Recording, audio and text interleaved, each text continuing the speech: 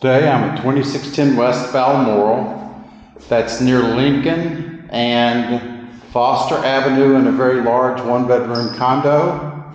So it's got a really big living room. I'm standing in the dining room now.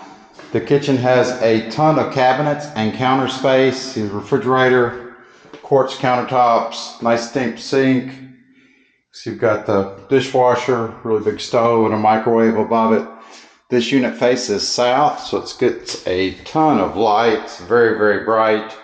So you've got under cabinets on this side, back into the dining area here, back into the living room. Heat, hot water are included. It comes with this TV also. Here's the front door where we started. You have a closet there. You've got a linen closet here in your bathroom. Really nice retro bathroom. Tub and a shower combination. There's a linen closet in the bathroom, another coat closet as you come in. This bedroom would easily hold a queen-sized bed. This closet is bigger than it looks. Nice flooring.